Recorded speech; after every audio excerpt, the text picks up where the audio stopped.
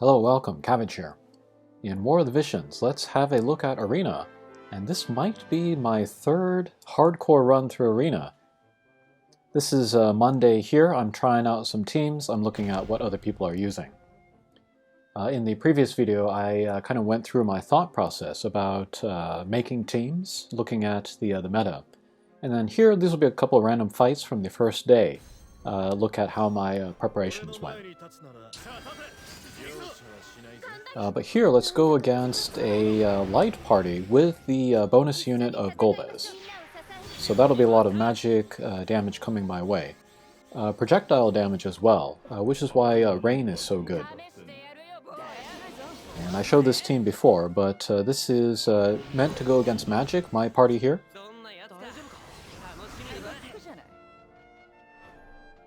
Rosa is going to heal and then buff my guys. She has nice like spirit and then shell buffs for my guys. Yeah, that one there, she's given resistance to lots of different status effects, and then spirit, and then healing efficacy. And then Aranea, she is my main damage dealer, but Rain does pretty well. Okay, there's Reflex from Rosa. And then Rosa is going to be in the majority of my teams because she gets the 100% bonus to my points for this week.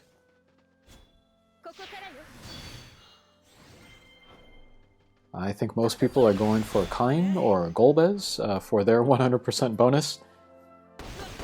But as usual, I gotta go against the grain. Alright, there's Jaden's Limit Break. Many hits, but not terrible damage on Rain. Okay, Limit Break from Aranea.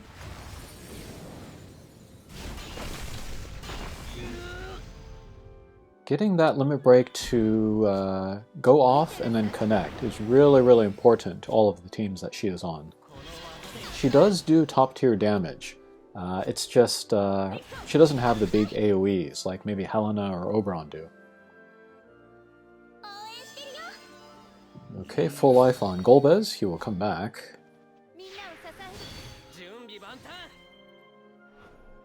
And then I'm not seeing a ton of level 120 Golbezes. I'm seeing some like 89, I'm seeing some 107.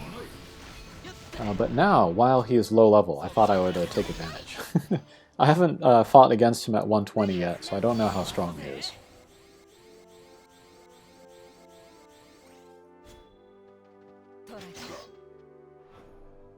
Okay, regular attack there from Aranea, very nice damage. Can't quite take him down, though. Those are like dragon fangs or something? Alright, there's that big slashing attack. That's his level 120 skill. Okay, and then Ice Imperil from Rosa. She doesn't do that a lot. But that can set up Aranea nicely. Okay, same team. Let's go against more of an ice party. I built this party with Valentine Salia in mind. I don't see a lot of Mediana though, so Salia, she's often like with, you know, 2 ice slash attackers, or here we see her with Yuna, and then the bonus unit Cecil.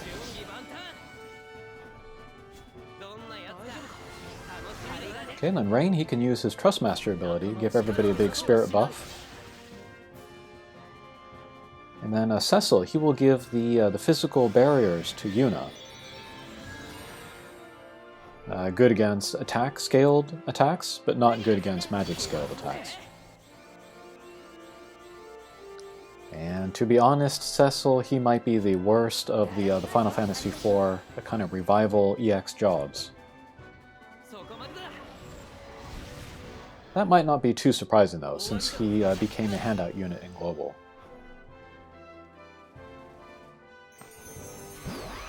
Alright, Limit Break from Valentine Salia, that will dispel on Rain. Okay, Limit Break from Yuna, Aranea will barely survive. Rosa will come in with her Limit Break. This will heal and then restore some AP. Alright, pretty good. Okay, again, the very important Limit Break.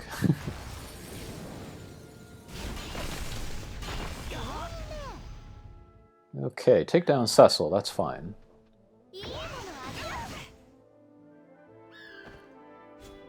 RNA goes down. Oh, there's the job level 25 slashing attack again. Take down both characters, actually, but Yuna has the re-raise. And Prayer. And Kuraga. Oh, Rosa has the White Mage sub-job. I turned off the regular raise, and that's a really big difference between the regular raise and then the full life, which she gets at job level 25. Speaking of full life, they're on Valentine Salia. And we'll cast it on Aranea. It will take. Alright, there's that 100% hit AoE attack.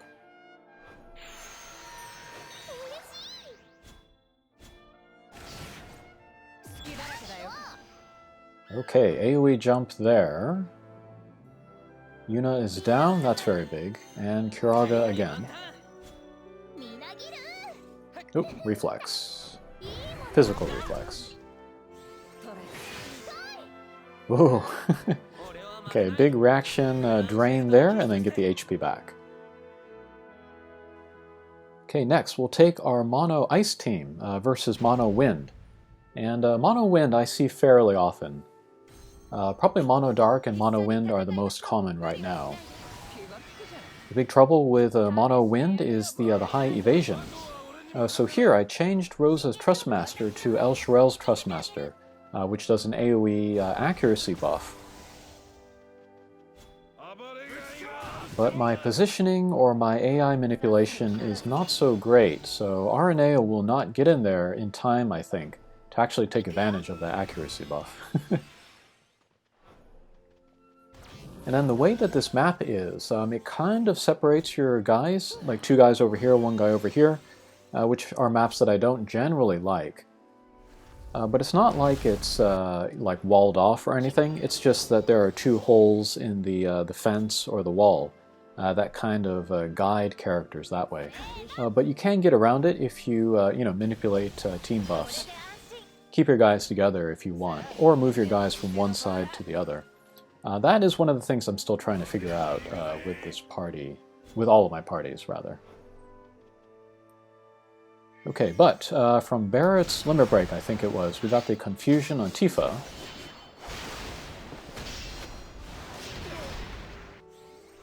Okay, there's decent damage from June.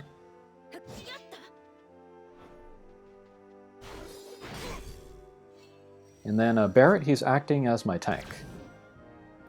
He has the Hate Up support ability, but no hate generation. But hopefully the positioning of my guys will be enough to make sure he keeps taking the attacks. Alright, we'll get the heal from Rosa. That will also boost his spirit, which is not going to come in handy here.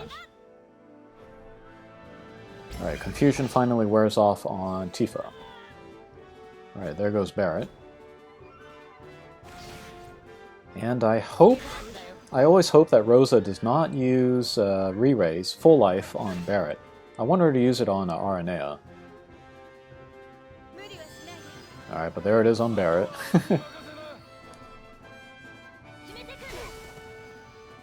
Okay, AoE attack there.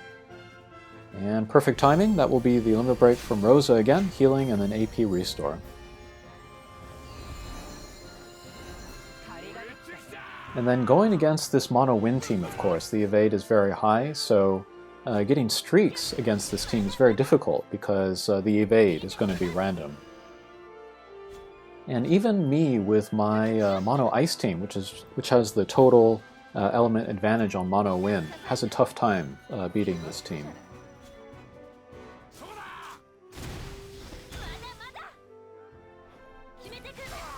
I could certainly sub in Engelbert for Barrett. He can get very high strike resist.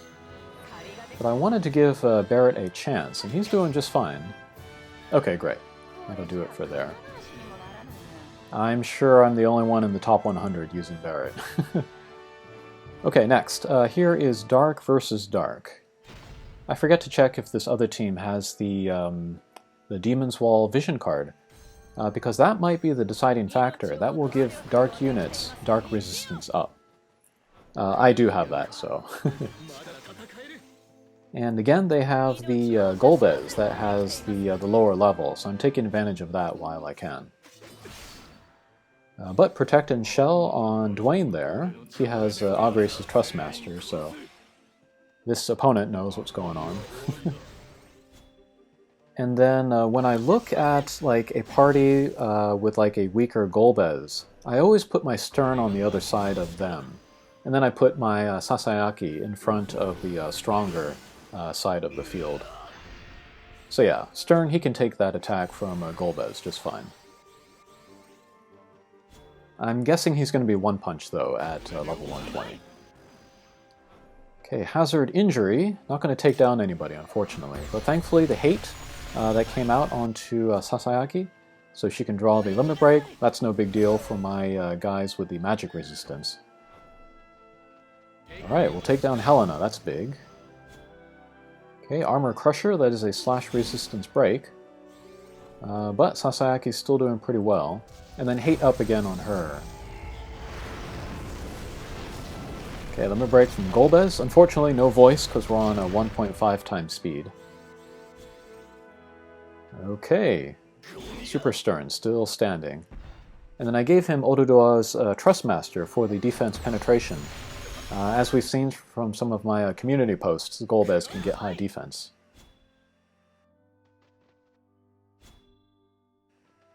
And good old Mighty Break. Big damage on Dwayne there. Okay, so that was an example of Dark versus Dark. I might be the only person in top 100 using Sasayaki. I do miss not having Dwayne at moments like these, though. Okay, and then finally, let's go against a mono water team. This was exactly the kind of team that I imagined might appear, so that's why I made this team. This is the same as the Rain-led team, but I changed him out for Charlotte, so that I can take RNA and Rosa against water teams. And then a lot of people, when they think about like counters to an element, a character of a certain element, they consider only the other characters that have the elemental advantage. But the way that I think about it, I consider any character that doesn't have the disadvantage. So that really opens my options to me. That's why I'm able to take, ice units versus water units. But when it comes to tanks, then you want every advantage that you can get. Okay, that's a bit overkill on Miranda there, but we'll take her down with RNA's Limit Break.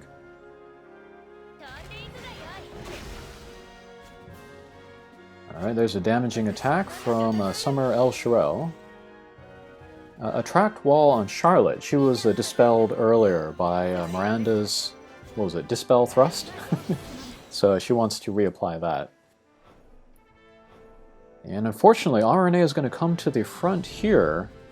I might want to mess with her agility. I might want to try to slow her down so that she doesn't come out this quickly. But we'll get the Limit Break from Mua. That will break water resistance, and then big damage from Summer El Shirel. RNA will go down, but it's all part of my plan. Rosa's Cure will come out too late. I wish there was a bow that would shorten casting time. That would be really great for Rosa. That might be her best bow. Somebody asked me what is the best bow for Rosa, and I don't think there are any good ones. Her attack and magic values are so low that you can't really get good damage from her. But anyway, we got Rosa coming up. She's going to cast Full Life on Aranea, and that's why I was more confident before. Okay, we will punch Mua down.